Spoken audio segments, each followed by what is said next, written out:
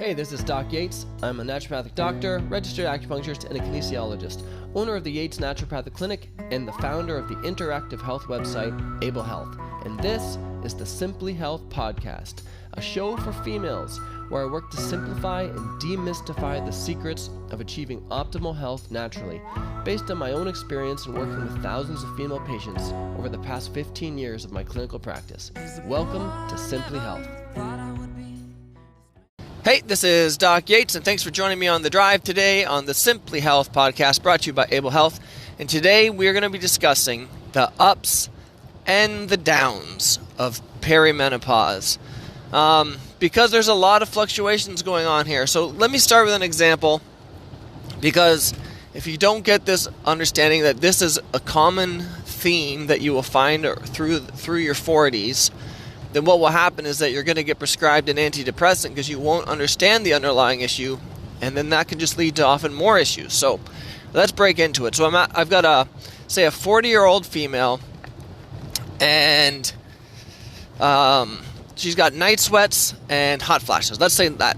So we've got a 40-year-old female, night sweats, hot flashes, and a very irregular cycle. In fact, for some reason, she hasn't even got her period for the last, let's say, 4 or 5 months.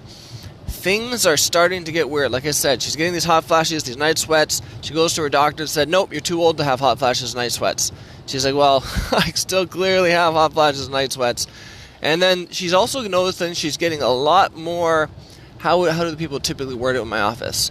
They would say, I'm getting a lot more short fuse. I'm getting a lot more irritable. I can't tolerate things from my kids or from my husband.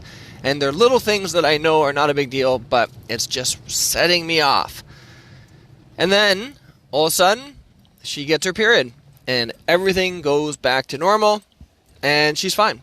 And then, after a while, she's still getting her period on a regular basis, but she's noticing that before her period with her PMS, she's starting to get sleep disturbances all of a sudden. Like, she can fall asleep, but then she's waking up in the night, and she kind of gets stuck awake, or she's waking around 2 o'clock, and then she's kind of, her sleep is up and down from that point on. And then that becomes frustrating.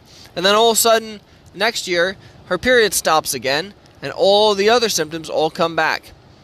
And the point of this is that it's not that there is something to expect other than constant change and this constant flux, because that is what's happening during this shift of perimenopause.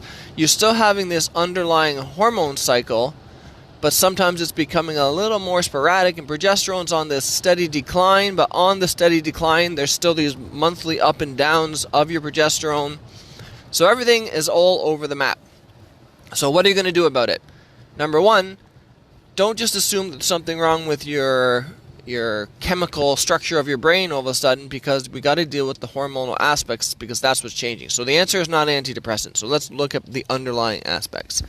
Number one, we got to deal with the progesterone. Progesterone is decreasing. It starts decreasing at 30, and by the time you get to 40, it's decreased quite a bit.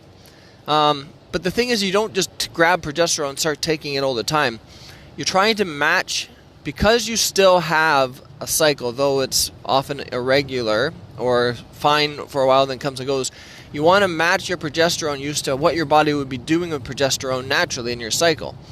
So typically progesterone spikes up in the second half of your cycle, starting around ovulation, and then it maintains a higher level until you get your period, and then it's dropping right before that. So what you would do during perimenopause, when you're using progesterone, you get your period, and then you do nothing for 14 days. And then at 14 days, you're using a low dose of progesterone, not a high dose, just a low dose, to help bring your progesterone levels back up into a normal range. Because again, they've been on the decline for the last decade, but they're not bottomed out zero, but they've been declining.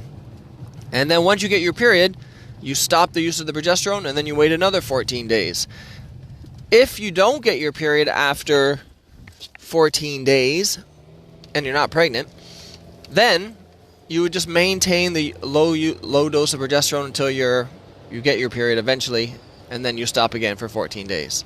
So progesterone is key, and honestly, the changes and the benefits that I see with prescribing that on a daily basis, it's amazing. I love prescribing it, and I love seeing the results with it, But again, you always want to start on a deep understanding of the symptoms first, and then you always start with some testing first, which we'll get to on point number 5. Number 2, the estrogen symptoms. So the estrogen symptoms that you're getting, like the hot flashes, the night sweats, the brain fog, those are typically more associated with lower levels of estrogen because your estrogen is still cycling as well, and slightly declining, not as much as progesterone has. But as a general rule of thumb, I don't have people use estrogen as long as they're still getting their period.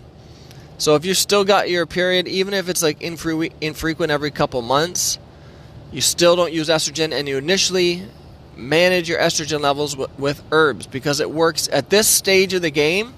When there's this up and down of estrogen levels, you don't want to use estrogen because you'd use it more consistently, and you don't want your ups to go too high because too much estrogen is an issue as well.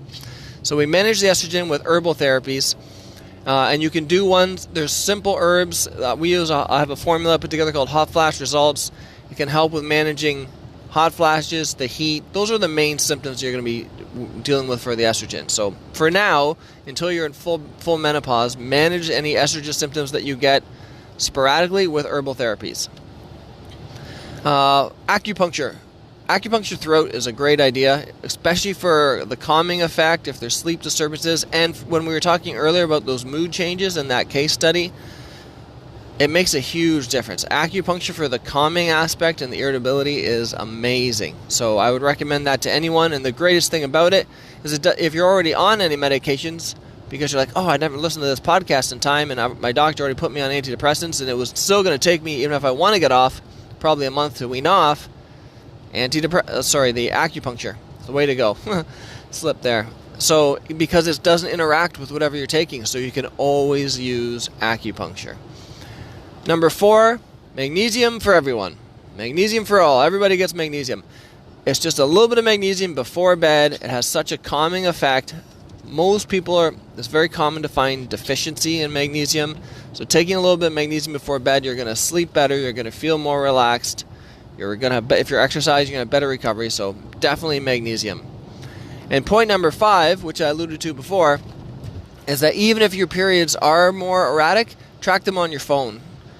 Because that way, if you go to see a practitioner, and then they can ask, okay, when was your last period? You actually have the date, and it will make it easier for the practitioner if they decide to send you for any testing, and if they want to know a specific time frame to send you for that test. So even if your periods are more sporadic, when you get it, just mark it down on the calendar of your phone. It only takes a couple seconds, and it could definitely save you sometimes even a month, because sometimes they were like, well, we need to test on this day, so until you get a period, then we can't start testing to get accurate. So mark down your cycles.